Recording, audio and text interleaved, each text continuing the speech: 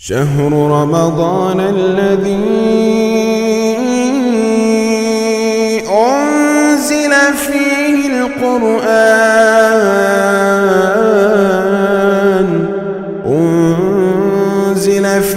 القرآن هدى للناس وبينات من الهدى والفرقان.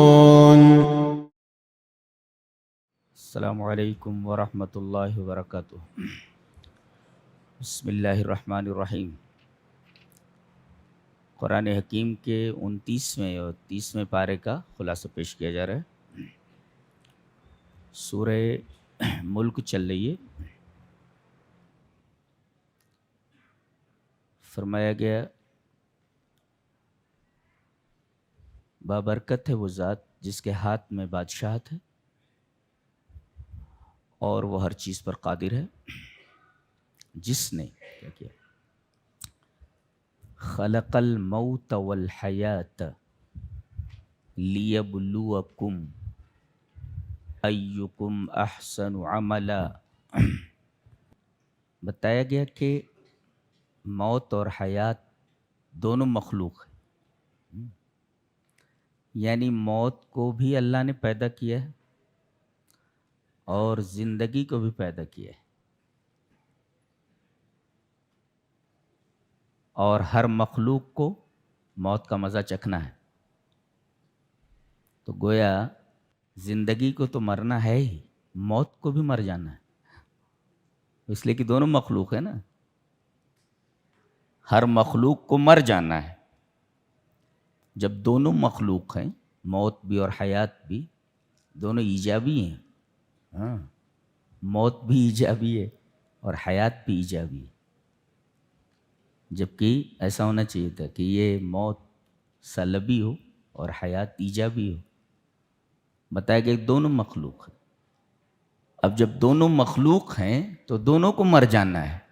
اور ہم بتا چکے ہیں کہ جب جنتی جنت میں پہنچ جائیں گے اور جہنمی جہنم میں، تو حکم ہوگا کہ جنتی جنت کے بالا خانوں پر آ جائیں اور جہنمی جہنم کے کناروں پر آ جائیں.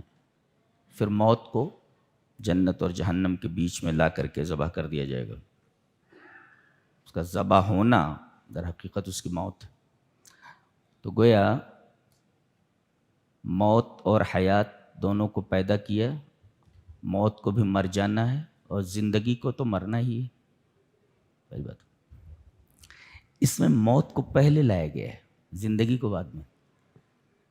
جبکہ ترتیب کیا ہونی چاہیے تھی؟ زندگی پہلے ہونی چاہیے تھی جو ہمارے سامنے ہے. موت کو بعد میں ہونا چاہیے، تو بعد میں آنے والی ہے. زندگی تو بالفعل حاصل ہے ہمیں. زندگی ہمیں بالفعل حاصل ہے، موت آنے والی ہے. تو اسلوب کا تقاضا یہ تھا کہ حیات کو پہلے لایا جاتا، موت کو بعد میں. بہت سارے اس کے جوابات ہیں. ان میں سے ایک بہتر جواب میں نے پڑھا. لکھتا ہے کہ موت ایسی چیز ہے جس کی فل گارنٹی ہے. فل گارنٹی ہے اس کی، مرنا ہے آپ کو. اور زندگی یہ ایسی چیز ہے جس کی کوئی گارنٹی نہیں، کبھی بھی آ سکتی ہے. تو جس کی گارنٹی نہیں ہے اس کو بعد میں ذکر کیا گیا، اور جس کی گارنٹی ہے اس کو پہلے ذکر کیا گیا. اس کے بعد یہ کہا جا رہا ہے یہ اللہ نے کائنات کو خلق کیوں کیا ہے؟ کائنات بنا کر کے اس میں انسانوں کو پیدا کیا اور موت اور حیات کا سلسلہ رکھا، ایسا کیوں ہے؟ لیبلوکم، تاکہ تمہیں آزمائے، تاکہ تمہارا امتحان لے. نقطہ یہ ملا کہ دنیا دار الابتلا ہے، دار الامتحان ہے، اور امتحان کے بعد ہی نتیجہ اور رزلٹ امتحان دینے والے کو دیا جاتا ہے. اور یہ بھی ہے کہ جہاں امتحان ہوتا ہے وہاں نتیجہ نہیں دیا جاتا ہے. امتحان ہال اور ایگزام ہال سے باہر، یہاں تو آپ کو امتحان دینا ہے، ایگزام ہال کو لاک کر دیا جاتا ہے، رزلٹ بعد میں باہر دیا جاتا ہے. پتہ یہ چلا کہ دنیا یہ دارالابتلاء ہے، رزلٹ آپ کو بعد میں دیا جانے والا ہے، اور یہاں رزلٹ نہیں دیا جائے گا اس لیے کہ ایگزام ہال ہے یہ، بلکہ اس کے لیے ایک دوسرا عالم ہے، عالم آخرت، وہاں پر آپ کو یہ رزلٹ دیا جائے گا. جی تو لیبلوکم سے پتہ چلا کہ دنیا دارالابتلاء ہے، آزمائش کی جگہ ہے. یہ یہاں ہر آدمی کو پیپر دیا گیا ہے، اور پیپر وہ بھی آؤٹ ہے، اسے حل کرنا ہے. جی اچھا فرمایا گیا کہ ایکم احسن عملا، تم میں سب سے اچھا عمل کرنے والا کون ہے؟ ہم یہ دیکھنا چاہتے ہیں. آزمائش کس بات کی؟ تم میں سب سے اچھا عمل کرنے والا کون ہے؟ اس میں نکتہ یہ ہے کہ احسنوں کی نسبت کی گئی ہے انسان کی طرف. یہ اس بات کی طرف اشارہ ہے کہ انسان کے اعمال جتنے اچھے ہوتے جائیں گے انسان اتنا اچھا ہوتا جائے گا. یہ بتائیے گا ایکم احسن عملا. جی تو حسن کی نسبت انسان کی طرف کی گئی ہے، یعنی جتنے اعمال اس کے حسین ہوں گے اتنا آدمی حسین ہوتا جائے گا، اچھا ہوتا جائے گا. پہلی بات تو یہ معلوم ہوئی. دوسری بات یہ معلوم ہوئی کہ اللہ تبارک و تعالیٰ کے ہاں کوانٹٹی نہیں دیکھی جاتی، کوالٹی دیکھی جاتی ہے. جی کوانٹٹی نہیں دیکھی جاتی، کوالٹی دیکھی جاتی. بہت سارے اعمال آپ کر لیجئے لیکن اس کے اندر اخلاص نہ ہو تو پھر آپ کے سارے اعمال اکارت ہیں، رائے گاہ ہیں. تو اللہ کے ہاں کوالٹی دیکھی جاتی ہے، کوانٹٹی نہیں دیکھی جاتی. اس کے بعد بتایا گیا کہ اَأَمِنْتُم مَّن فِي السَّمَاءِ أَن يَخْسِفَ بِكُمُ الْأَرْضَ فَإِذَا هِيَ تَمُورُ. کیا تم اس ذات سے بے خوف ہوگے جو آسمان میں ہے؟ اللہ آسمان میں ہے؟ لا لا آسمان کے اوپر ہے. اور فی کا مطلب ہوتا ہے ان، تو کیا آسمان میں ہے؟ نہیں. یہاں فی اللہ کے معنی میں ہے، پر کے معنی میں. جیسے قرآن حکیم میں ہے قُلْ سِیرُوا فِی الْأَرْضِ، زمین پر چلو، زمین میں چلو نہیں، وہاں فی ہے میں کے معنی میں. تو وہاں فی اللہ کے معنی میں یعنی زمین کے اوپر چلو، جبکہ ترجمہ کیا ہونا چاہیے زمین کے اندر چلو. تو زمین کے اندر مراد نہیں، وہاں فی اللہ کے معنی میں. تو یہاں بھی اللہ کے معنی میں. اللہ تبارک و تعالیٰ آسمانوں کے اوپر ہے اور عرش پر مستوی ہے. اس کے بعد ایک سوال کیا جا رہا ہے کہ یہ پانی جس پر مدار حیات ہے، جس کے بغیر آدمی زندہ نہیں رہ سکتا، جس کے بغیر تمہارے مویشی زندہ نہیں رہ سکتے، جس کے بغیر تمہاری کھیتیاں پک نہیں سکتی. اگر پانی نہ برسے، پانی نہ ہو تو کھیتیاں سوکھ جائیں، پھر کھاؤ گے کہاں سے؟ پانی نہ برسے، کھانا موجود ہو، پانی نہیں ہے، پانی کے بغیر مر جاؤ گے تم.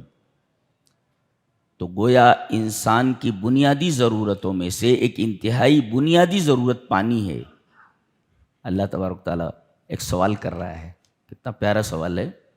فرمایا قُلْ أَرَأَيْتُمْ، اے ہمارے حبیب اب کہیے، بھلا بتاؤ، ان اصبح ماؤکم غورا، یہ تمہارا پانی جو ہے یہ بالکل نیچے چلا جائے، نیچے چلے جہاں تمہاری مشینیں نہ پہنچ سکیں، ہاں، اور نہ تمہارے ڈول وہاں پہنچ سکیں جس سے تم پانی نکال سکو. پانی بہت نیچے چلا جائے تو فَمَن يَأْتِكُم بِمَاءٍ مَّعِينٍ، تو یہ مائے جاری تمہارے پاس کون لا سکتا ہے؟ جواب دیا گیا کہ اللہ کے سوا کوئی اس پانی کو نیچے نہیں کر سکتا، اور نیچے کر دے تو اس کو کوئی اوپر نہیں لا سکتا. تو جب معاملہ پانی کا، تمہاری بنیادی ضرورت کا یہ معاملہ ہے کہ تم محتاج ہو اللہ تبارک و تعالیٰ کے، تو پھر اللہ تعالیٰ پر ایمان کیوں نہیں لاتے ہو؟ جی یہ مشرکین کو خطاب کر کے کہا گیا. اچھا، اس کے بعد یہ فرمایا گیا کہ اے ہمارے حبیب آپ پاگل نہیں ہیں. ما انت بنعمت ربک بمجنون. مجنون کا مطلب لونیٹک یا میڈ، پاگل. تو آپ پاگل نہیں، اس لیے کہ کفار مکہ آپ کو کہتے تھے کہ یہ پاگل آدمی ہے. کیوں؟ اس لیے کہ یہ باپ دادا کے دین سے ہٹ کر باتیں کرتا ہے. آج بھی توحید کی بات کی جائے تو کہتے ہیں یہ بالکل نئی چیز ہے، ہم نے تو اپنے باپ دادا سے نہیں سنا. ارے بھائی باپ دادا حجت ہیں تمہارے کہ دلیل حجت ہے؟ تو نبی کریم صلی اللہ علیہ وسلم کو پاگل کہا جاتا تھا. دلیل دی گئی کہ آپ پاگل نہیں ہیں، اس کی نفی کی دلیل یہ دی گئی وَإِنَّكَ لَعَلَى خُلُقٍ عَظِيمٍ. آپ اخلاق عظیمہ پر فائز ہیں. یعنی پاگل آدمی با اخلاق نہیں ہوتا. تو آپ کا اخلاق عظیمہ کا مالک ہونا اس بات کی دلیل ہے کہ آپ پاگل نہیں. اس لیے کہ اخلاق اور پاگل پن یہ دونوں جمع نہیں ہو سکتے کہ آدمی پاگل ہو اور با اخلاق ہو. ایسا کیسے؟ تو جنون اور اخلاق عظیمہ یہ دونوں ایک ساتھ جمع نہیں ہو سکتے. اور ایک نقطہ اور ملا کہ آدمی جتنا با اخلاق ہوتا جائے گا اتنا پاگل پن سے دور ہوتا جائے گا. تو آپ صرف با اخلاق ہی نہیں بلکہ آپ اخلاق کے ٹاپ کے اوپر ہیں. تو گویا کہ آپ اخلاق کے اعلیٰ مرتبے پر فائز ہیں، لہذا آپ جنون سے اتنے ہی دور ہیں. تو دو باتیں معلوم ہوئی کہ اخلاق اور جنون، پاگل پن دونوں جمع نہیں ہو سکتے. ایک اور جو شخص اخلاق میں جتنا زیادہ ہوتا جائے گا وہ جنون اور پاگل پن سے اتنا دور ہوتا جائے گا. اور آپ اخلاق کے ٹاپ پر ہیں تو آپ عقل مندی کی ٹاپ کے اوپر، اخلاق کے ٹاپ کے اوپر ہیں. لہذا مکمل طور سے آپ کی ذات سے جنون کی نفی کر دی گئی ہے. سوال ہی پیدا نہیں ہوتا کہ آپ پاگل ہوں. اور تاریخی مشاہدہ ہے کہ کبھی بھی یہ نہیں دیکھا گیا کہ دنیا کے ذہین ترین لوگ، قابل ترین لوگ، ہوشیار لوگ کسی پاگل کے ارد گرد جمع ہوئے ہو. جانتے ہیں تقریباً اتنے ہی صحابہ کرام ہیں. 1,24,000 یا 20,000 صحابہ ہیں. وہ حدیث ضعیف ہے 1,24,000 والی انبیاء کے بارے میں. 1,24,000 سے کم بھی ہو سکتے ہیں، زیادہ بھی ہو سکتے ہیں. بہرحال ایک بڑی تعداد ہے. تو 1,24,000 صحابہ کرام ایک پاگل کے ارد گرد کیسے جمع ہو سکتے ہیں، جس میں ابو بکر رضی اللہ تعالی عنہ جیسا تاجر ہو، حضرت عثمان غنی جیسا مالدار آدمی ہو، حضرت خالد ابن ولید جیسا شمشیر زن ہو، اور سب کریم ہیں، کریم جن کو کہتے ہیں، سب کریم ہیں، معاشرے کے کریم لوگ ہیں. اور یہ ایسے کریم لوگ ہیں کہ ان کے مثل پر سورج اور چاند کبھی طلوع نہیں ہوئے. دنیا کے ذہین ترین لوگ تھے. اس سے بڑی ذہانت کیا ہو سکتی ہے انسان کی کہ دنیا کو داؤں پر لگا کر آخرت کو ہاتھ سے جانے نہ دیا جائے. تمام صحابہ کرام نے دنیا برباد کر لی. اسے برباد نہیں کہہ سکتے، دنیا میں بھی کامیاب ہوئے. بظاہر ایسا لگتا ہے کہ ان کی دنیا برباد ہوئی، لیکن انہوں نے آخرت کو ہاتھ سے جانے نہیں دیا. اور عقل مند وہی ہوتا ہے جو 60-70 سالہ کی عارضی زندگی کو داؤں پر لگا کر آخرت کی ابدی زندگی کو حاصل کر لے. اسے عقل مند کہتے ہیں. جی اسے عقل مند، بڑے عقل مند لوگ تھے. تو 1,24,000 ذہین لوگ، قابل لوگ ایک پاگل کے ارد گرد کیسے جمع ہو سکتے ہیں؟ تاریخ ابا کرتی ہے، انکار کرتی ہے. تاریخ کے اس پورے سلسلے میں دیکھا نہیں گیا کہ اتنے سارے ذہین لوگ کسی پاگل کے ارد گرد جمع ہوئے ہوں. اور ارد گرد جمع ہی نہیں ہوئے بلکہ اس کی باتوں کو نوٹ کرتے گئے. اس کی ایک پاگل کی حرکتوں کو نوٹ نہیں کیا جاتا. لوگ ہنستے ہیں اس کی حرکتوں کو دیکھ کر کے ہنستے ہیں. نوٹ نہیں کیا جاتا پاگل کی حرکتوں کو. یہاں تو لکھا گیا ہے کہ نبی کریم صلی اللہ علیہ وسلم مسکرائے, نبی کریم صلی اللہ علیہ وسلم ہنسے, نبی کریم صلی اللہ علیہ وسلم چلے, نبی کریم صلی اللہ علیہ وسلم اس طرح بیٹھے. اللہ اکبر.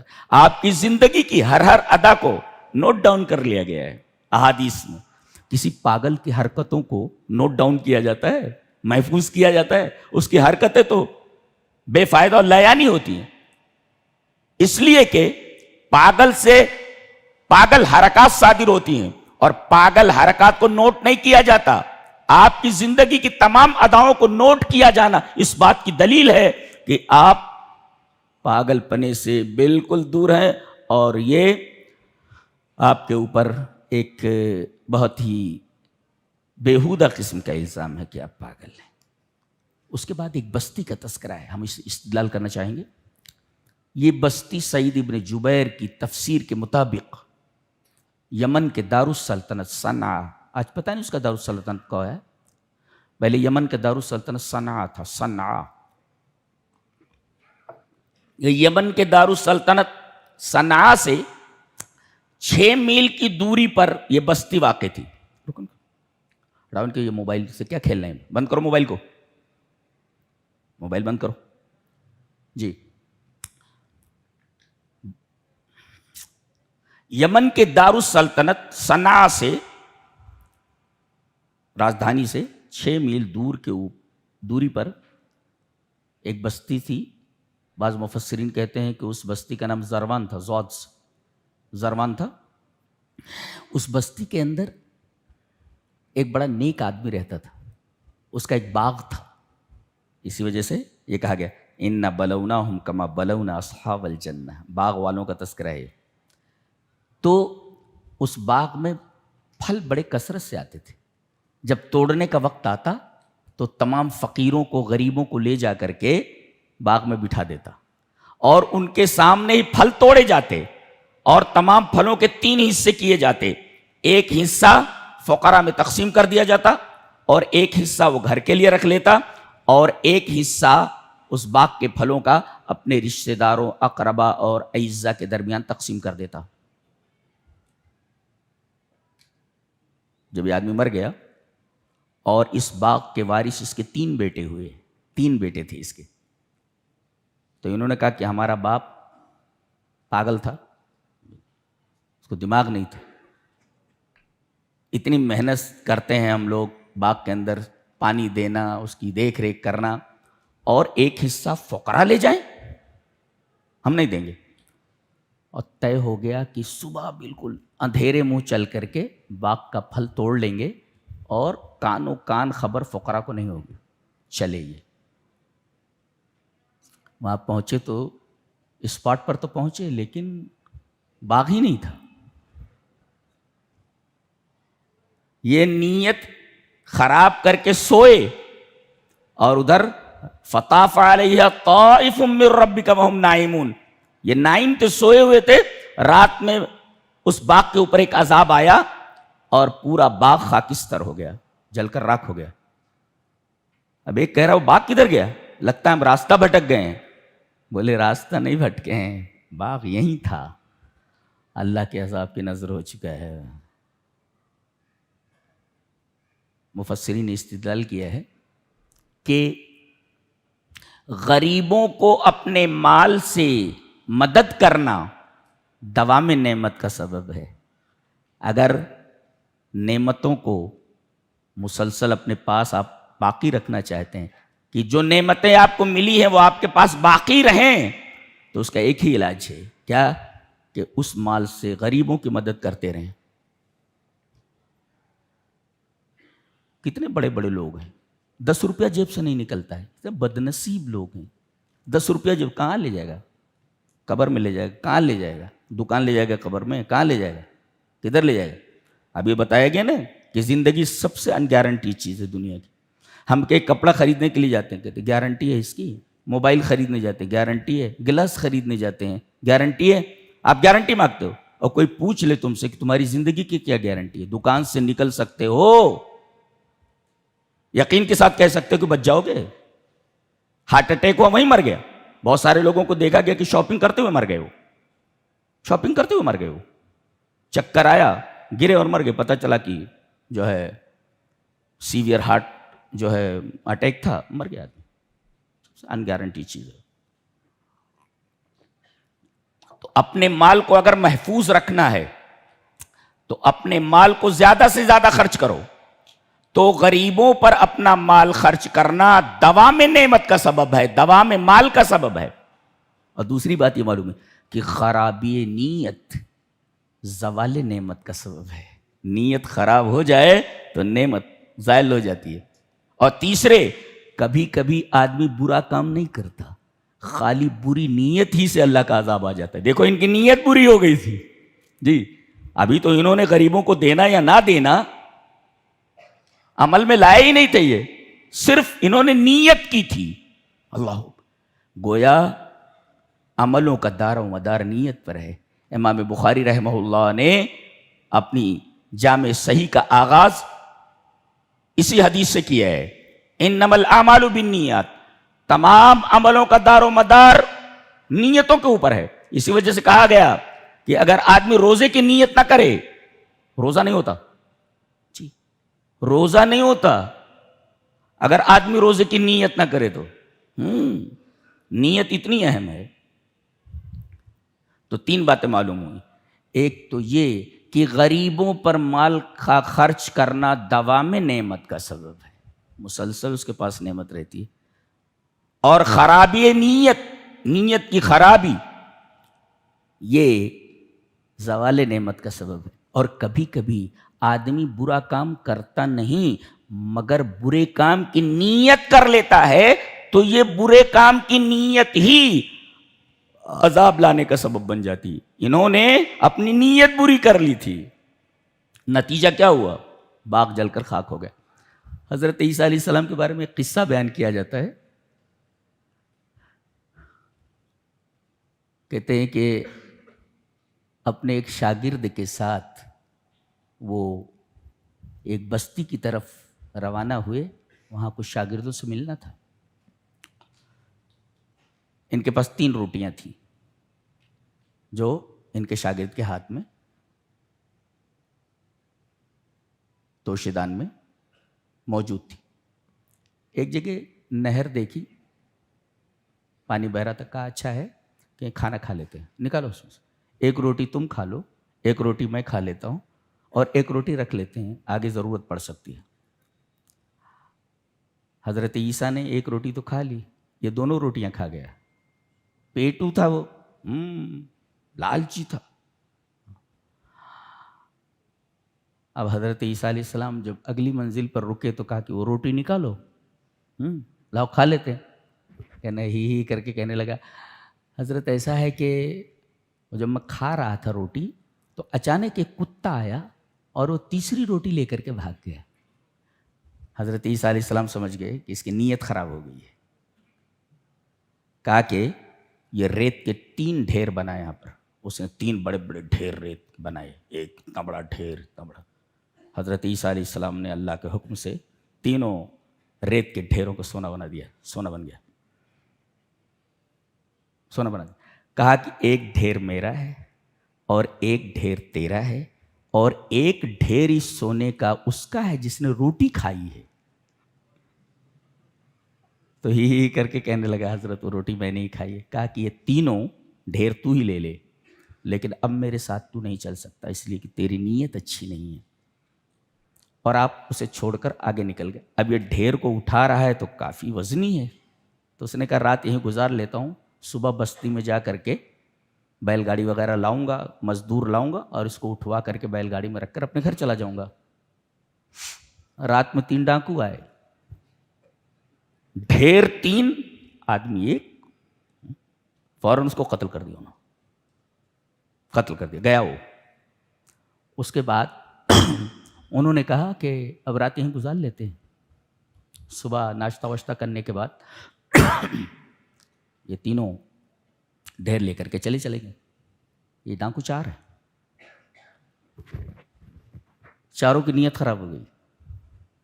کہا کہ یہ چوتھا جو ہے یہ نیوسینس ہے، یہ پریشان کن ہے، یہ نہیں رہنا چاہیے، اس لیے کہ تقسیم برابر نہیں ہوگی. 3 کو اب 4 میں تقسیم کرنا ہے، ہاں تو اسے پوائنٹ میں لانا پڑے گا. پورا لے لیتے ہیں نا، پورا لے لیتے ہیں. تو یہ طے ہو گیا، اور یہ کہا کہ یہ پیسے لے، بستی سے جا، کچھ کھانا لے کر کے آ جا، کھانا کھا لیتے ہیں اس کے بعد نکلتے ہیں.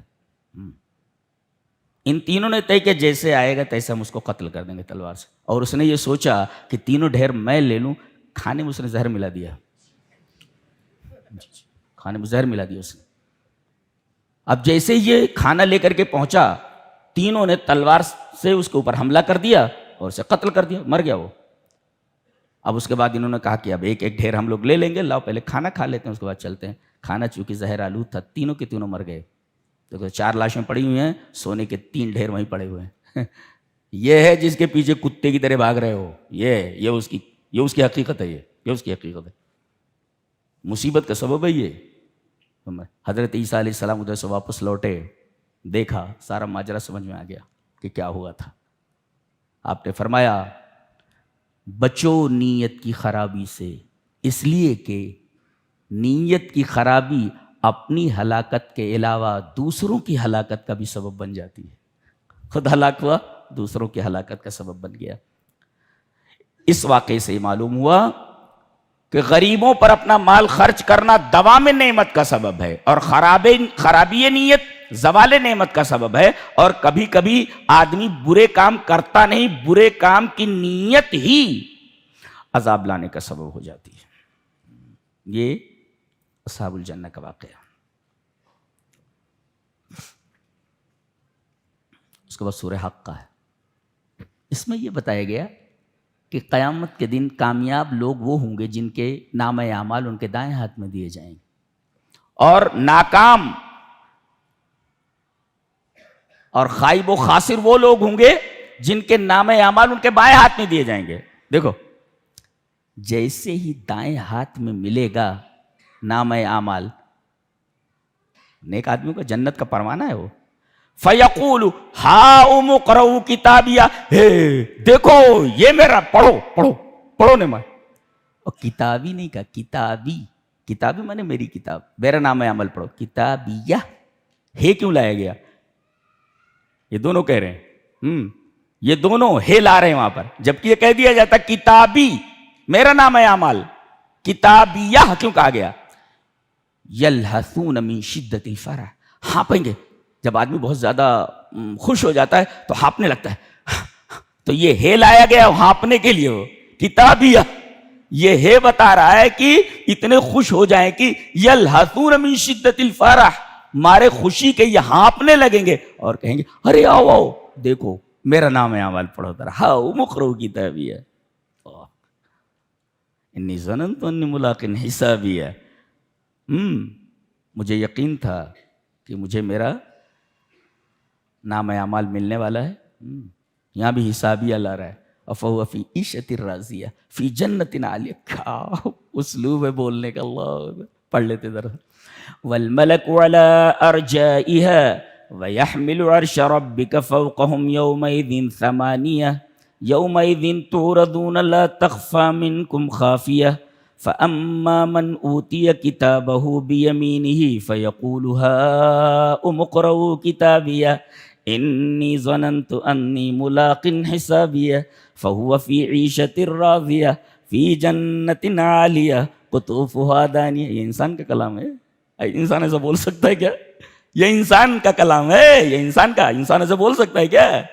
کلوا واشربوا ہنیئا بما اسلفتم فی الایام الخالیہ واما من اوتی کتابہ بشمالہ فیقول یا لیتنی لم اوت کتابیہ ولم ادر ما حسابیہ یا لیتہا کانت القاضیہ ما اغنی عنی مالیہ ہلک عنی سلطانیہ. یہ کسی انسان کا کلام ہے؟ یہ انسان ایسا بول سکتا ہے کیا؟ لا لا لا، انسان کا کلام ہی نہیں ہے، یہ کلام رب العالمین ہے. رب العالمین کا کلام ہے. سبحان اللہ. سورہ معارج ہے. میدان حشر میں اولین اور آخرین کا حساب لیا جانا ہے. نیکوں کا بروں کا. ٹائم کتنا لگے گا؟ کہا کہ کافر کے اوپر ایک دن 50,000 سال کے برابر لگے گا اس کو، کہ جیسے 50,000 سال ہو گئے ہوں. اور مومن کے لیے ایک فرض نماز کا وقت. اللہ، آئنسٹائن کا نظریہ اضافیت دیکھیے کہ ٹائم دونوں کے اوپر سے گزر رہا ہے. ایک کو لگ رہا ہے کہ 50,000 سال ہم یہاں کھڑے رہے ہیں، اور ایک کو لگ رہا ہے کہ صرف فرض کی نماز پڑھ لی گئی ہے. اللہ، اس کا مطلب ٹائم کا تعلق احساسات سے ہوتا ہے. آدمی کسی بیماری میں مبتلا ہو، رات نہیں کٹتی، اور خوش ہو تو کہتا ارے اتنی جلدی ٹائم گزر گیا. گویا کہ وقت کا تعلق احساسات سے ہے، اور نہ جانے کیا کیا تعلقات ہیں ایک وقت کے دوسرے وقت سے. کہا گیا اس دن ایک دوسرے کو سب دیکھیں گے. امی، پھر امی نظر آ رہی، بھاگے گا دیکھ کر کے. کس نے پیدا کیا ہے اور میری پرورش کی ہے، جان لگا دی ہے میری پرورش میں، دیکھتے ہی بھاگے گا، چھپے گا. باپ کو دیکھے گا بھاگے، باپ دیکھے گا بیٹے کو وہ بھاگے گا، بیوی دیکھے گی وہ بھاگے گی کہ کہیں یہ نیکیاں نہ مانگ لے. یبصرونہم، یہ دکھائے جائیں گے ان کو. اور مجرم کیا ہوگا؟ یود المجرم لو یفتدی من عذاب یومئذ ببنیہ. پھنس گیا ہے وہ، کہے گا اے اللہ میرے بیٹوں کو لے لے، مجھے چھوڑ دے. اچھا، وصاحبتہ، میری بیوی کو لے لے، چھوڑ دے. واخی، میرے بھائی کو لے لے، چھوڑ لے. وفصیلتہ التی تؤوی، میرے پورے خاندان کو لے لے، مجھے چھوڑ دے. ومن فی الارض جمیعا ثم ینجی، دنیا کی تمام چیزیں لے لے، مجھے چھوڑ دے. اللہ، آج سستے چھوٹ جا رہے ہو، کل قیامت کے دن پوری دنیا دے کر کے بچ نہیں پاؤ گے. جی، سدھر جاؤ، اپنے حالات درست کر لو، ورنہ آگے کے مراحل بہت سخت ہیں. یہ بتا دیا گیا، پیپر آؤٹ کر دیا گیا ہے. اب بڑا بدنصیب ہوگا وہ جو پیپر آؤٹ ہونے کے بعد بھی پیپر کو صحیح سے نہ حل کر سکے. اس جیسا بدھو اور بیوقوف کون ہو سکتا ہے؟ پیپر آؤٹ ہے پھر بھی صحیح سے نہیں لکھ پا رہا ہے، اس جیسا بیوقوف کون ہوگا؟ دیکھو یہاں بیٹوں کو دے رہا ہے وہ، ایک بیٹا نہیں، تمام بیٹوں کو دے رہا ہو. بیوی ہیں پرس لیے ہوئے چل رہی ہے، ٹک ٹک ٹک ٹک چل رہی، اور پیچھے حضرت وہ بچہ لیے ہوئے گھوم رہے ہیں اس کے پیچھے. وہ بیگ لے کر کے چلے، پیچھے بچے کو لیے گھوم رہا بیچارہ. وہ دیکھتی بھی نہیں، تھک جائے گا، لاؤ تھوڑی دیر لے لیں. لے کر چلتے رہو، اور وہ بیگ لے کر کے ٹک ٹک ٹک چلتی رہتی. تو وہ کہے گا میری بیوی کو لے لو، مجھے چھوڑ دو. میرے بھائی کو لے لو، چھوڑ دو. میرے پورے خاندان کو لے لو، مجھے چھوڑ دو. چھوڑو، من فی الارض جمیعا ثم ینجی، کائنات کی تمام چیزیں لے لو، سب کو لے لو، مجھے چھوڑ دو. اس میں ایک نکتہ یہ ہے، مجرم کہے گا کہ میرے بیٹوں کو لے لو، مجھے چھوڑ دو، میری بیوی کو لے لو، مجھے چھوڑ دو، میرے بھائی کو لے لو، مجھے چھوڑ دو، میرے خاندان کو لے لو، چھوڑ دو، زمین کے تمام لوگوں کو لے لو، چھوڑ دو. باپ نہیں کہا اس نے، ماں باپ نہیں کہا. بھاگنے کی بات آئی تو ماں باپ کا تذکرہ ہے. یوم یفر المرء من اخیہ وامہ وابیہ، ماں بھاگے گی، باپ بھاگے گا. لیکن یہاں جب فدیہ دینے کی بات آئی کہ ان کو لے لو، مجھے چھوڑ دو، ماں باپ کے بارے میں اس نے نہیں کہا ماں باپ کو لے لو، مجھے چھوڑ دو. یہ ماں باپ کی عظمت کی دلیل ہے. اللہ، مجرم بھی نہیں بولے گا کہ ماں باپ کو لے لو اور چھوڑ دو. اللہ اکبر، یہ ماں باپ کی عظمت ہے. نہیں تو بول سکتا تھا بھائی بیوی دے رہا ہے وہ، بیٹوں کو دے رہا ہے وہ، تو ماں باپ کے بارے میں بھی بول سکتا تھا میرے ماں باپ کو لے لو، مجھے چھوڑ دو. لا لا لا لا، یہ ماں باپ کی عظمت ہے. اور مجرم کو معلوم ہے کہ اللہ تبارک و تعالیٰ نے اپنے حق کے بعد ماں باپ کا حق بیان فرمایا. اگر میں نے کہا کہ میرے ماں باپ کو لے لو، ابھی فرشتے جوتیاں لگانا شروع کر دیں گے. تو ماں باپ کی یہ عظمت ہے. تو ماں باپ ملے ہیں، قدر کر ڈالو، تمہاری جنت تمہارے ساتھ ہے. ان کی خوب خدمت کر لو. کتنے بوڑھے بیچارے ہیں جنہوں نے اپنی زندگی اپنے بیٹوں کے پیچھے لگا دی ہے، لیکن جب وہ ارذل عمر کو پہنچ گئے تو نہ بیٹا پوچھ رہا ہے اور نہ بہو پوچھ رہی ہے. یہ احسان کا بدلہ احسان نہیں ہے، غلط ہے. بعض تو دوائیوں کے لیے ترسا دیتے ہیں، اللہ ایسی اولاد کسی کو مت دے. بعض گھروں سے نکال دیتے ہیں، اللہ ایسی اولاد کسی کو نہ دے. بعض بچے اپنے ماں باپ کو مارتے ہیں، اللہ ایسی اولاد کسی کو مت دے، کسی کو. ماں باپ کی قدر کرو. ہاں جنت لینا چاہتے ہو تو ان کی قدر کرو. بہت بڑی نعمت ہے وہ، بہت بڑی نعمت ہے.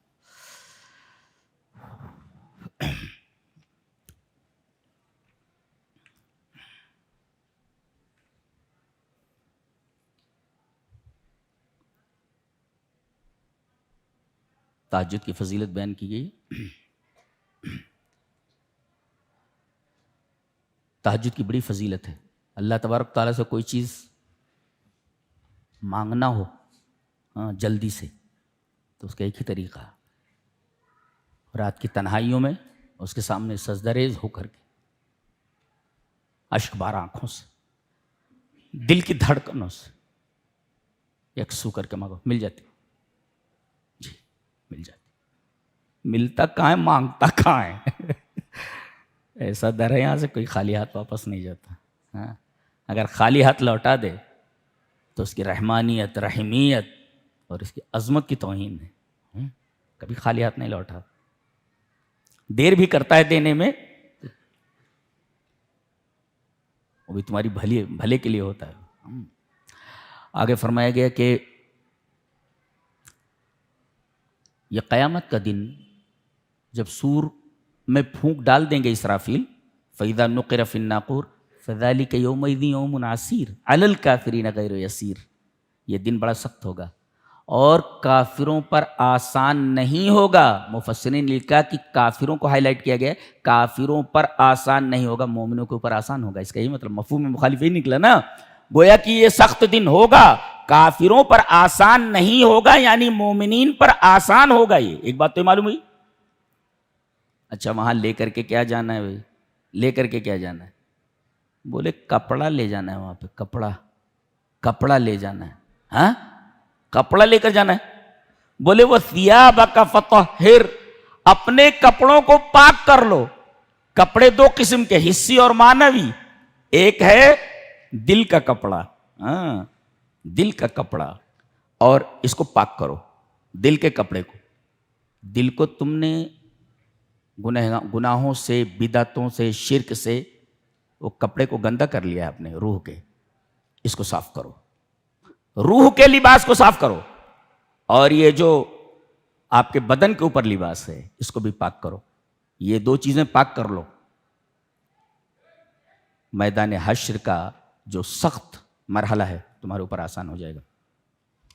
تو لباس حسی، لباس معنوی. لباس حسی آدمی جو بدن کے اوپر پہنتا ہے یہ لباس حسی ہے جس کو ہم پکڑ سکتے. اور لباس معنوی دل کا لباس. دل کے لباس کو تم نے گندا کر رکھا ہے گناہوں کے ذریعے، شرک و بدعات کے ذریعے. گناہوں سے توبہ کرو، شرک و بدعات سے توبہ کرو، گناہوں کے لباس کو بالکل طاہر کرو. اگر تم روح کے لباس کو اور بدن کے لباس کو مطہر کر کے گئے تو میدان حشر کا مرحلہ جو بڑا سخت مرحلہ ہے تمہارے لیے بہت آسان ہو جائے گا. سورہ قیامہ ہے، دیکھو بڑی عجیب بات کہی جا رہی ہے. لا اقسم بیوم القیامہ ولا اقسم بالنفس اللوامہ. میں قسم کھاتا ہوں یوم قیامت کی، کہ قیامت آنے والی. قسم کھاتا ہوں میں نفس لوامہ کی. نفس لوامہ کسے کہتے ہیں؟ ضمیر کو. آدمی جب برا کام کرتا ہے تو نفس لوامہ اسے ملامت کرتا ہے، تم نے غلط کیا، یہ تمہیں نہیں کرنا چاہیے تھا ایسا جی. اور اگر کوئی اچھی چیز کرتا ہے، اچھی بات کرتا ہے، اچھا عمل کرتا ہے تو اس کو سراہتا ہے، تم نے بہت اچھا کیا. تو کہتے ہیں نفس لوامہ کا یوم القیامت سے کیا تعلق ہے؟ بتایا کہ جب تمہارے بدن کے اندر ایک عدالت ہے، دل اور بدن کے اندر عدالت لگی ہوئی ہے، اور نفس لوامہ اس عدالت کا قاضی ہے، اس عدالت کا جج ہے، کہ اگر تم برا کام کرتے ہو تو ڈانٹتا ہے، اچھے کام کرتے ہو تو سراہتا ہے. تو تمہارے بدن کے اندر ہی ایک جج بیٹھا ہوا ہے نا، ایک عدالت ہے، اس عدالت کے اندر ایک جج بیٹھا ہوا ہے جس کو نفس لوامہ کہتے ہیں. تو جب تم ایک چھوٹی عدالت کو مانتے ہو تو بڑی عدالت کے ماننے سے انکار کیوں ہے؟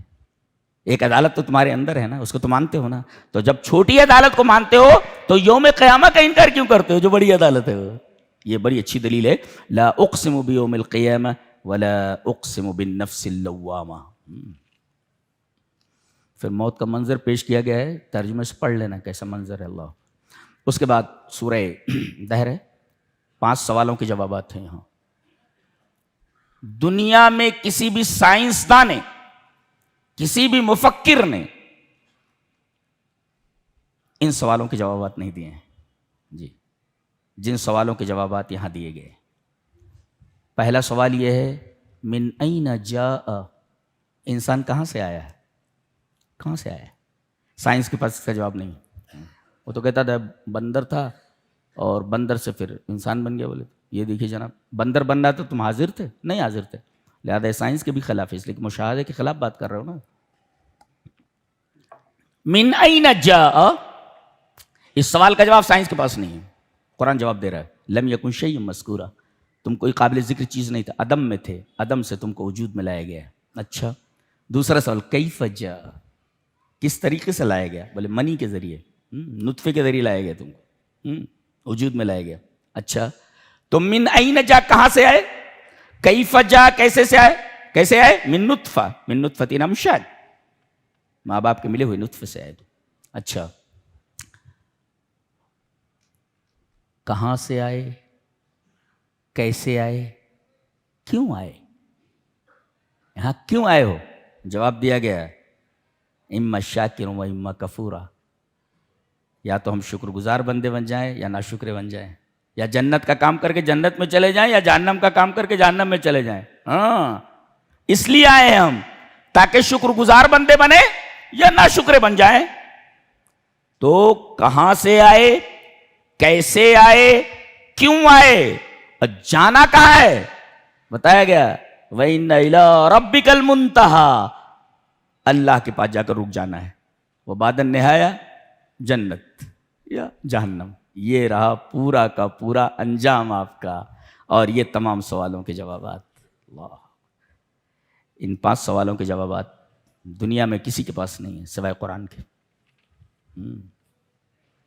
نہیں کہاں کہاں بھٹک رہے لوگ, بندر سے انسان بن گیا بولے, یعنی ہم لوگ بندر کی اولاد ہیں. ارے بھائی شرم کرو ذرا سا بھائی.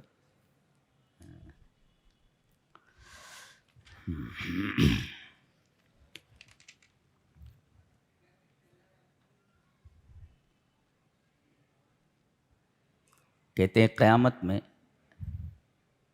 اتنی خوفناک حالت ہوگی, خوفناک منظر ہوگا کہ حضرت روح الامین جبرائیل علیہ السلام بڑے ادب سے کھڑے ہوئے ہوں گے, اور تمام ملائکہ صف در صف, آواز نہیں آ رہی ہوگی کسی کی. لا یتکلمون الا من اذن له الرحمن, کوئی بول نہیں سکتا جب تک اللہ اجازت نہ دے. اللہ, پاور دیکھ رہے ہیں ہمارے رب کا, اتنے بڑے بڑے فرشتے ہیں, یہ نوری مخلوق ہے. ایک لات مار دے تو پورا کا پورا پہاڑ زمین کے برابر ہو جائے, اتنی طاقتور مخلوق. یہاں تو تھوڑی سی طاقت ملتی ہے آدمی کو تو دادا گیری کرنے لگتا ہے زمین میں. اس کا چھین لے, اس کا کھینچ لے, دادا گیری کرنے لگتا ہے. یہ بتائیں کہ ساری دادا گیری نکال دیتے جہنم میں. یہ فرشتے انتظار میں ہیں دادا گیری کرنے والوں کے, انتظار میں.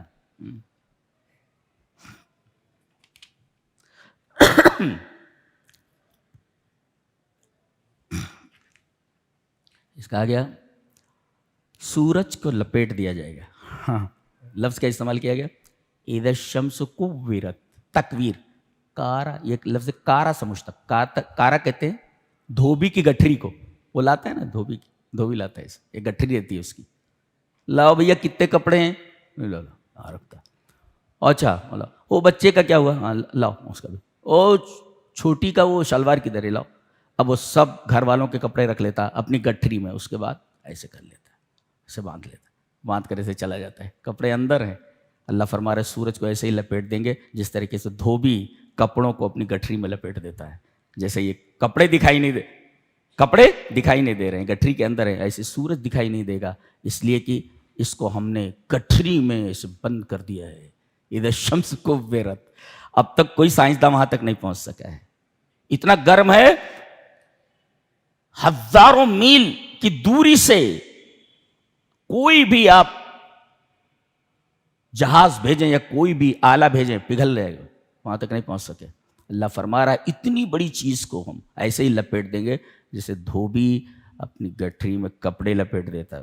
یہاں بھی دیکھیے اسٹائل کیا ہے، اسلوب دیکھیے، اذا الشمس كورت واذا النجوم انكدرت واذا الجبال سيرت واذا العشار عطلت واذا الوحوش حشرت واذا البحار سجرت واذا النفوس زوجت واذا الموءودة سئلت بأي ذنب قتلت واذا الصحف نشرت واذا السماء كشطت واذا الجحيم سعرت واذا الجنة ازلفت علمت۔ کیا اس طرح بھی کوئی بولتا ہے، اس طرح کوئی کلام کرتا ہے؟ یہ ہمارے رب کا کلام ہے۔ اور آپ دیکھ رہے دہشت، پہاڑ جو کھڑے ہیں ان کو چلا دیا جائے گا۔ وَإِذَا الْعِشَارُ عُطِّلَتْ، 10 ماہ کی گابھن اونٹنیاں کھلی چھوڑ دی جائیں گی۔ یہ بڑی قیمتی چیز ہوتی تھی عربوں کے نزدیک، اونٹنیاں بیکار ادھر ادھر پھریں گی، کوئی لینے والا نہیں ہوگا۔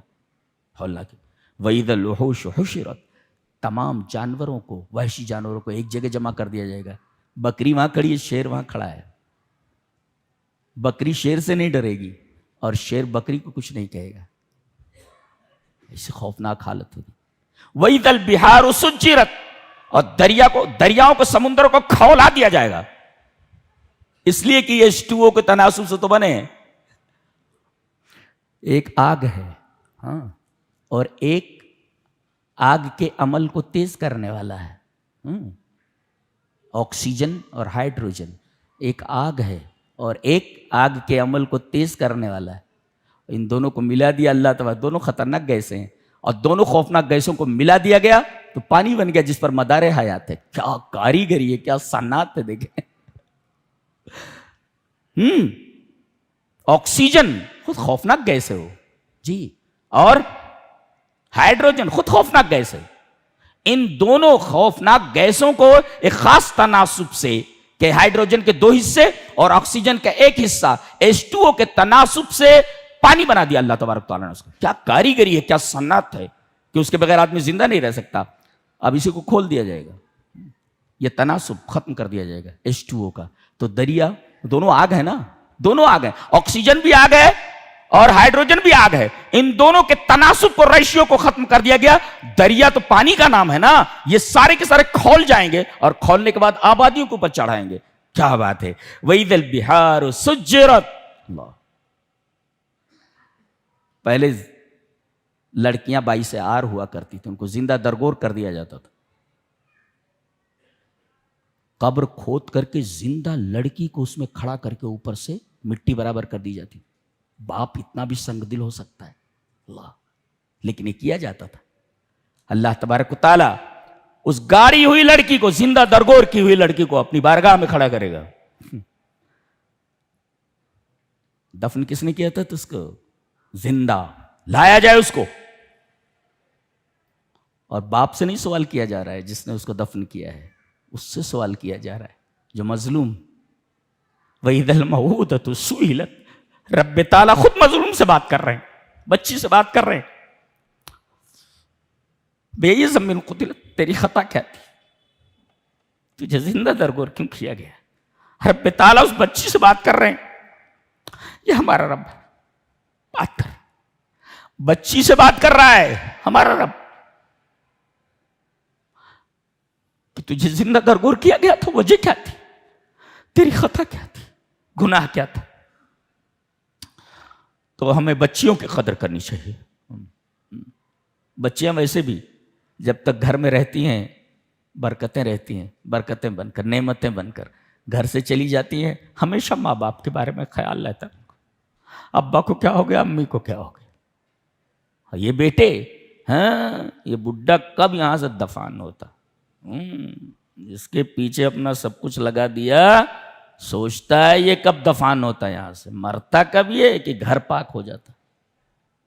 تو بیٹیاں بہت بڑی نعمتیں ہوتی ہیں۔ دیکھیں بیٹی کے ساتھ ظلم کیا گیا، رب تعالیٰ بات کر رہے ہیں اس سے، اللہ رب کسی سے بات کر رہا، چھوٹی بچی سے بات کر رہا ہو رب، کمال ہے اس کی کریمی کی، رحم کا کمال. بچی سے بات کر، بچی سے، ہمارا رب بچی سے بات کر رہا ہے. سمجھ میں آ رہا آپ کو کیا ہے؟ عظیم الشان ذات ایک بچی سے بات کر رہا.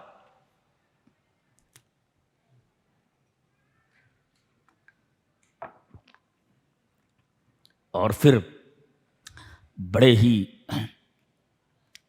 باروب انداز میں کہا گیا وَإِذَا السَّمَاءُ كُشِطَتْ، ہم آسمان کی کھال کھینچ لیں گے.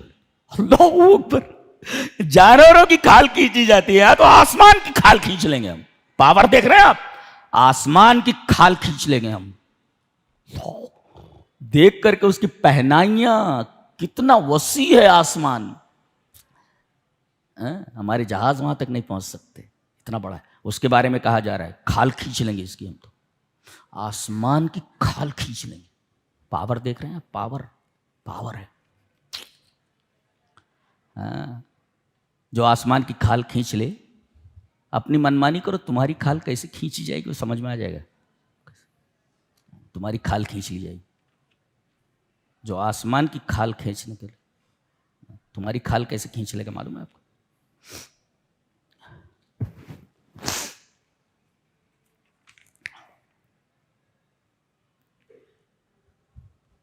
فرمایا گیا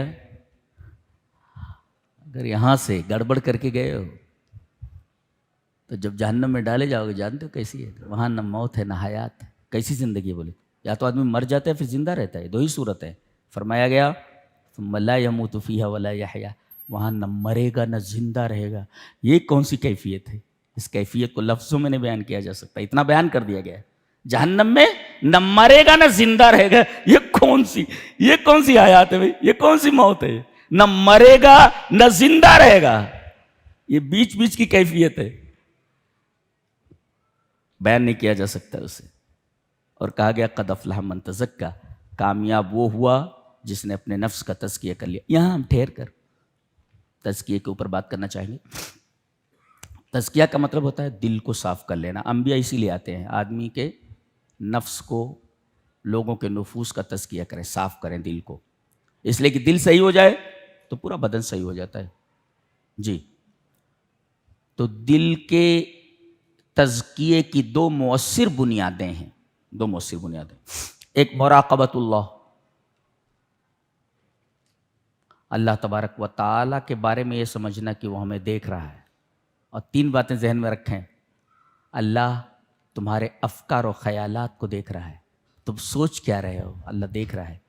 ہاں، تم سوچ کیا رہے ہو، تمہارے دماغ میں کیا چل رہا ہے، اللہ جانتا ہے. تو آدمی کو یہ خیال رہنا چاہیے کہ ہم جو سوچ رہے ہیں، ہماری سوچوں کے اوپر بھی پہرا بیٹھا ہوا ہے. اللہ دیکھ رہا ہے تم سوچ کیا رہے ہو. تمہارے افکار فاسدہ ہیں یا افکار طیبہ ہیں؟ کون سے افکار ہیں؟ اچھا، اور پھر نعلم ما توسوس بہ نفسک، تمہارے دل میں کیا چل رہا ہے وہ بھی ہم جانتے ہیں. تمہارے دماغ میں کیا چل رہا ہے وہ بھی ہم دیکھ رہے ہیں، اور تمہارے دل میں کیا چل رہا ہے وہ بھی ہم دیکھ رہے ہیں. اچھا، تیسرے یعلم خائنۃ الاعین، تمہاری آنکھ، تمہاری پلک کس انداز سے جھپکی ہے کسی لڑکی کو دیکھ کر کے، کسی عورت کو دیکھ کر کے، ہم آنکھوں کی اس خیانت سے واقف ہیں. اللہ اکبر. آنکھوں پر پہرے بٹھا دیے گئے ہیں، دل کے اوپر پہرے بٹھا دیے گئے ہیں، دماغ کے اوپر پہرے بٹھا دیے گئے ہیں. تمہارے افکار پر ہماری نظر ہے. تمہارے دماغ میں کیا چل رہا ہے، تمہارے دل میں کیا چل رہا ہے، اس پر بھی ہماری نگرانی ہے، ہم دیکھ رہے ہیں. اور تمہاری پلک کس انداز سے جھپکی ہے، ہم کو اس بات کا بھی علم ہے. اگر یہ تینوں چیزیں آدمی کے ذہن میں ہوں تو اس کو کہتے ہیں مراقبت اللہ. اللہ تبارک و تعالیٰ کی نگرانی کا احساس کرے آدمی. اور دوسرے ذکر اللہ تبارک و تعالیٰ کا ذکر کرے. دیے یہ کہا گیا قد افلح من تزکا وذکر اسم ربہ فصلی، اللہ کا ذکر. تو ایک تو مراقبہ، یہ سوچنا کہ ہمارے افکار کے اوپر اللہ کی نظر ہے، ہمارے دلوں میں گزرنے والے احساسات پر اس کی نظر ہے، ہماری آنکھ کس انداز سے جبکہ اس پر نظر ہے. مراقبہ ہوا، نگرانی کا خیال. اور وَذَكَرَ اسْمَ رَبِّهِ فَصَلَّى، اللہ تبارک تعالیٰ کا ذکر کرتے رہیں، اس کو یاد کرتے رہیں گے تو دل کا تزکیہ ہوتا رہے گا. کہا گیا کہ تم دنیا کی زندگی کو ترجیح دیتے ہو، آخرت بہتر ہے. باقی رہنے والی دلیل بھی دے دی گئی کہ دنیا کی زندگی یہ عارضی ہے اور آخرت کی زندگی باقی ہے. تو باقی بہرحال عارضی سے تو بہتر ہوتا ہی ہے، لہذا دعوے کی دلیل یہاں مہیا کر دی گئی. جی جی.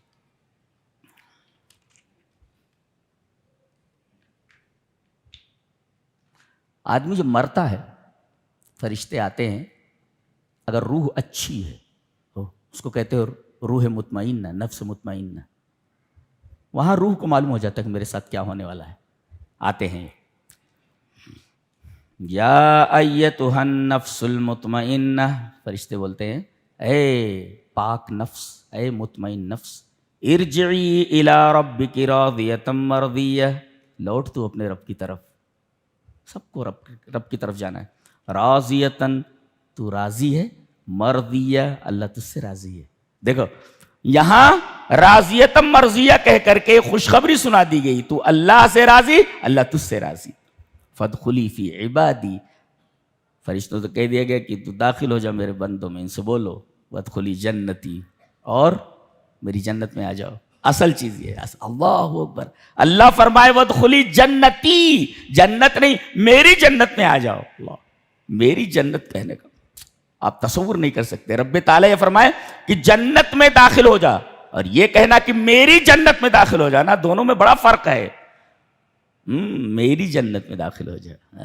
اب اندازہ لگائیے، رب یہ فرمائے کہ میری جنت، میری جنت، اس کی جنت کیسی ہوگی؟ اندازہ لگائیے آپ.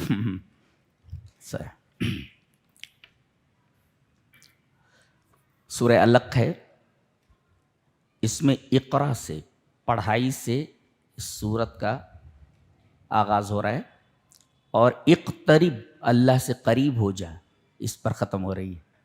سورہ علق جس کی ابتدائی آیات سب سے پہلے اتری ہیں، پہلی وحی کے پہلے جملے کا پہلا ورڈ اقرا، پڑھ.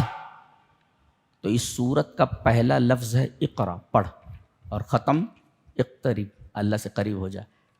مفسرین کہتے ہیں اللہ نے یہ بتایا ہے کہ جو پڑھائی، جو تعلیم انسان کو اللہ کے قریب نہ کر سکے، وہ تعلیم بالکل بیکار ہے، سود مند نہیں ہو. جو پڑھائی، جو تعلیم، جو ایجوکیشن بندے کو اللہ کے قریب نہ کر سکے، وہ پڑھائی بیکار ہے. اصل پڑھائی یہ ہے کہ وہ پڑھائی، وہ تعلیم، وہ ایجوکیشن آپ کو اللہ تبارک و تعالیٰ کے قریب کر دے. ایسی پڑھائی جو اللہ سے دور کر دے، بجائے اقتریب کے ابتعید والا مسئلہ ہو جائے، وہ ایجوکیشن سب سے بری ایجوکیشن. تو ایسی تعلیم حاصل کرو جو تعلیم آپ کو اللہ کے قریب کر دے، اور وہ تعلیم دینی تعلیم. لیلۃ القدر، سورہ قدر ہے. آج سب آئے ہوئے ہیں. یہ فرشتہ جو پورے قرآن کو لے کر کے 23 سالوں میں نبی پر آیا ہے موجود ہے ادھر، موجود ہے ادھر، اور وہی نہیں آیا ہے. اتنے فرشتے آئے ہوئے ہیں کہ کہا گیا کہ یہ قدر ہے. قدر کا ایک مطلب ہوتا ہے تنگی، تنگی. ہاں، قدر کا ایک مطلب ہوتا ہے عزت، تو عزت کی رات ہے یہ اللہ. اور قدر کا ایک مطلب ہوتا ہے تنگی، یعنی زمین تنگ ہو گئی ہے. اتنے فرشتے آئے ہوئے ہیں کہ کہیں تل رکھنے کی جگہ نہیں ہے، فرشتے وہاں موجود ہیں اللہ. اور ساتھ میں روح الامین ہے. تنزل الملائکۃ والروح فیہا، اس رات میں ملائکہ اترتے ہیں اور روح الامین اس کتاب کو لے کر کے اسی رات کو آیا ہے. یہ جی اسی رات کو لے کر اس کتاب کو آیا ہے. لیلۃ القدر میں یہ کتاب اتری ہے. گویا اس رات میں جہاں ہم بیٹھے ہوئے ہیں، ہو سکتا ہے 21ویں ہو، 23ویں ہو، 25ویں ہو، 27ویں ہو، 29ویں ہو. نبی اکرم صلی اللہ علیہ وسلم فرمایا 5 تاکراتوں میں اسے تلاش کرو.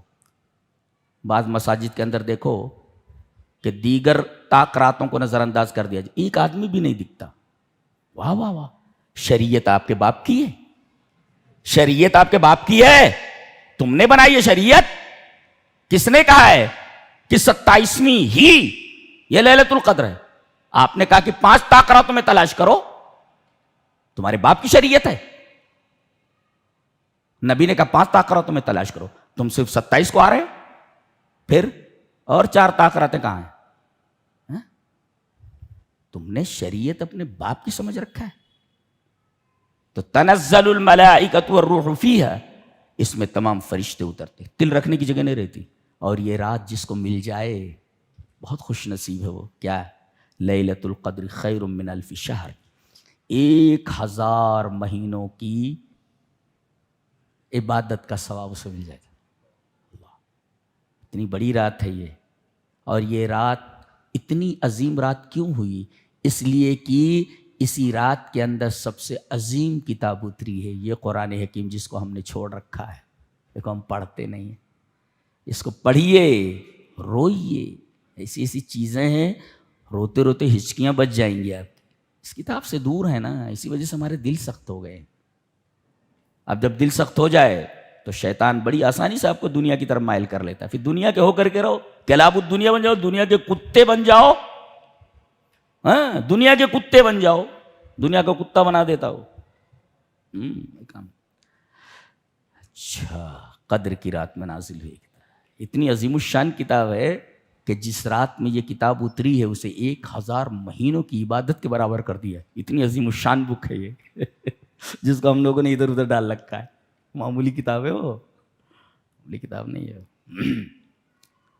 تو بڑے خوش نصیب ہو سکتے آج ہی ہو۔ 3 رات تو ہم لوگ جاگ چکے ہیں، 21ویں، 23ویں اور 25ویں، یہ 27ویں ہے، 29ویں بھی ہو سکتی، تو ہو سکتا ہے آج ہی ہو جی۔ تو پوری رات آپ کے ذہن میں یہ بات رہنی چاہیے کہ ہم فرشتوں کے درمیان ہیں، روح الامین ہے ساتھ میں ہیں، ادھر ادھر کہیں نہ جائیں، فضولیات اور لغویات میں مشغول نہ ہوں۔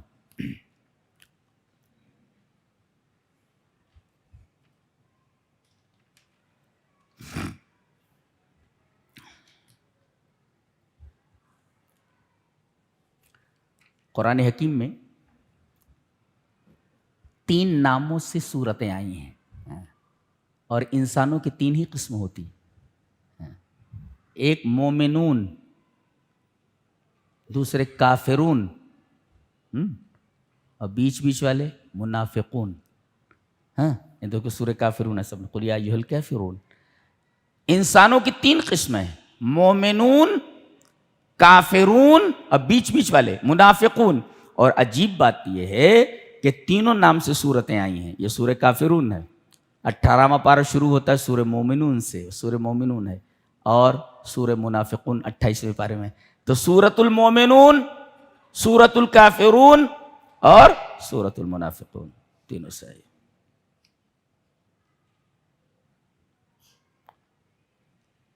اس کے بعد بتایا گیا کہ معبود کا کرائیٹیرین کیا ہوتا ہے، جی یکتا ہو، وہ جیسا کوئی نہ ہو، سب اس کے محتاج ہوں، کسی کا محتاج نہ ہو، نہ اس نے کسی کو جنا ہو، نہ اس کو کسی نے جنا ہو، اور اس کے برابر کوئی نہ ہو۔ یہ کرائیٹیرین ہے، یہ کرائیٹیرین جہاں پایا جائے وہ معبود ہو سکتا ہے، اور یہ کرائیٹیرین اللہ کے علاوہ کسی پر فٹ نہیں ہوتا، یہ لہذا اللہ ہی عبادت کے لائق۔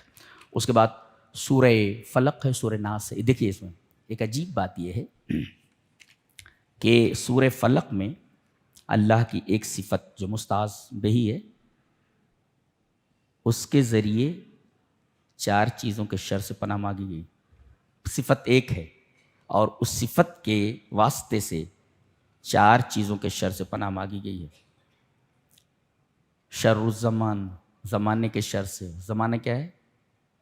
غاسق، جی رات، رات زمانہ ہے، اس سے پناہ مانگی گئی، رات کی برائی سے، رات کے شر سے، اس لیے کہ سارے شرور تو رات ہی میں اٹھتے ہیں۔ اکثر گناہ تو رات ہی کے اندر ہوتے ہیں نا، رات کی تاریکیوں میں کیے جاتے ہیں۔ تو اس رات کی تاریکیوں کے شر سے محفوظ کرو، شر الزمان، ومن شر ہاں، شر المخلوقات، شر المخلوقات میں شیاطین جن اور انس، انسانوں میں کے بھی شیطان ہوتے اور جنوں میں کے بھی شیطان ہوتے. اب ظاہر ہے کہ شیاطین تو شر ہی پھیلاتے ہیں، تو اے اللہ ہمیں شیطان انس اور شیطان جن کے شر سے پناہ دے. یہ شر المخلوقات سے پناہ ہے. اور غاسقن شر الزمان یعنی رات، اس کے شر سے پناہ دے. ومن شر النفاثات، نفاثات معنی جادوگر، جادوگر، جادو کرنے والیاں، یعنی سب سے برا عمل، شر الاعمال، تمام عملوں میں سب سے زیادہ برا عمل جادو ہے. ہاں جادو ہے، اس سے پناہ مانگی گئی. ومن شر حاسد اذا حسد، اور حسد سے پناہ مانگی گئی ہے. جی تو اللہ کی ایک صفت کے ذریعے 4 چیزوں کے شر سے پناہ مانگی گئی. صفت ایک ہے اور 4 چیزیں ہیں، ان کے شر سے پناہ مانگی گئی. اس کا الٹا آپ دیکھیں کہ یہاں سورہ ناس کے اندر اللہ کی 4 صفتوں کے حوالے سے ایک چیز کے شر سے پناہ مانگی گئی. الٹا ہے بالکل. جی قل اعوذ برب الناس، بس اتنا. 1 ملک الناس، 2 الہ الناس، 3 صفتوں کا حوالہ دے کر کے ایک چیز کے شر سے پناہ مانگی گئی. کیا؟ من شر الوسواس. وسواس سمجھتے ہیں؟ یہ شیطان کا آلہ کار ہے، اندر بیٹھا ہوا ہے اور شیطان اس کو اپنے مطابق بنا لیتا ہے. پھر شیطان جو کہتا ہے نفس وہی کرتا ہے. اس کا مطلب یہ ہوا کہ یہ 4 چیزیں جن سے پہلے سورہ فلق میں پناہ مانگی گئی، یہ سب باہر سے آتی ہیں. اور سورہ ناس میں جس چیز سے پناہ مانگی گئی ہے وہ اندر ہے، مارے آستی ہے. وہ دشمن اگر سامنے ہو تو لڑا جا سکتا ہے، لیکن دشمن اگر اپنے اندر ہی ہو، مارے آستی ہو، اس سے بچنا بہت مشکل ہے. تو اسی وجہ سے اللہ تبارک و تعالیٰ کی 3 صفتوں کے ذریعے اس ایک شر سے پناہ مانگی گئی ہے. اللہ الذی یوسوس فی صدور الناس من الجنۃ والناس. یہ رہا قرآن حکیم کے تعلق سے کچھ باتیں آپ کو پیش کی گئیں. دعا کر لیں. اللہ تبارک و تعالیٰ سے ہم دعا گو ہیں کہ اللہ جو کچھ پڑھا گیا، تیرے کلام کو جو کچھ سنا گیا، پڑھنے اور سننے کے بعد اس پر عمل کرنے کی توفیق عطا فرما. اے اللہ ہماری زندگیوں میں قرآن کو داخل کر دے. اے اللہ زندگی ہماری گزرے تو ایمان اور توحید کے ساتھ گزرے، موت آئے تو ایمان اور توحید پر. اے اللہ ہمارے بوڑھوں کو بخش دے، ہمارے جوانوں کو بخش دے، ہمارے بچوں کو اپنے دین کی راہ میں قبول فرما، ہماری بچیوں کو بخش دے، ہماری ماں اور بہنوں کو بخش دے. اے اللہ ہماری خطاؤں کو نہ دیکھ، اپنے رحم و کرم کو دیکھ. ہم اعتراف کرتے ہیں اپنے گناہوں کا، تو اے اللہ ہم اپنے تمام گناہوں کے معترف ہیں، ہمیں معاف کر دے. اے اللہ ہم میں سے جو بیمار ہیں اے اللہ انہیں شفائے کامل اور عاجل عطا فرما. اے اللہ ہم میں سے جو پریشان حال ہیں ان کی پریشانی کو دور فرما دے. اے اللہ ہم میں جو لوگ کسی بھی تکلیف میں مبتلا ہوں، اے اللہ اپنے اس قرآن حکیم کی برکت سے ان کی تکلیفوں کو دور فرما دے. اے اللہ ہمارے عملوں کو قبول فرما، ہماری نمازوں کو قبول فرما، ہمارے قیام اللیل کو، تراویح کو قبول فرما، اس مہینے میں کیے گئے صدقوں خیرات کو قبول فرما، ہماری زکوٰۃ کو قبولیت کا شرف عطا کر دے. اے اللہ ہمیں معلوم ہے کہ ہمارے عمل ٹوٹے پھوٹے ہیں، مگر اگر تو قبول کر لے تو اعمال سب سے عظیم ہو جائے. ہمیں معلوم ہے کہ ہمارے اعمال نقص لیے ہوئے ہیں، کمیاں لیے ہوئے ہیں. اے اللہ تو ہمارے عملوں کو کامل کر دے. ہمارے اعمال ناقص ہیں، ہمارے عملوں کو کامل کر دے. اے اللہ ہماری بہنوں، ہماری ماؤں، ہماری بچیوں، ہمارے بوڑھوں، نوجوانوں، ان کی تمام جائز تمناؤں کو تکمیل تک پہنچا. اے اللہ ان کی جائز تمناؤں کو قبول فرما، ان کی جائز تمناؤں کو پوری فرما. اے اللہ دنیا میں جہاں جہاں مسلمان ہیں ان کے حالات درست فرما دے. ہمارے ملک عزیز ہندوستان کے اندر دیگر مذاہب کے ساتھ ہمارا رابطہ اچھا کر دے. ہمیں فسادات سے اور بگاڑ سے محفوظ فرما. ہم کہیں فساد کا سبب نہ بنیں، اس سے محفوظ فرما. اے اللہ ہمیں اس لائق بنا کہ ہم اس ملک کے دوسرے مذاہب کے لوگوں کے لیے ایک بہترین نمونہ بن سکیں اور ملک کی ترقی میں ہم حصہ لیں، اسے آگے بڑھائیں. اے اللہ جب تک زندہ رکھ، ایمان اسلام احسان کے اوپر زندہ رکھ. موت دے تو ایمان کے اوپر موت دے، توحید کے اوپر. اے اللہ ہمیں قبر کے عذاب سے محفوظ فرما، حشر کے حساب کو آسان فرما، اعمال کو دائیں ہاتھ میں دینے کی توفیق فرما، پل صراط پر چلنا آسان فرما، جہنم سے محفوظ فرما، جنت میں داخلہ فرما اور جنت میں جنت الفردوس عطا فرما. وآخر دعوانا الحمدللہ رب العالمین.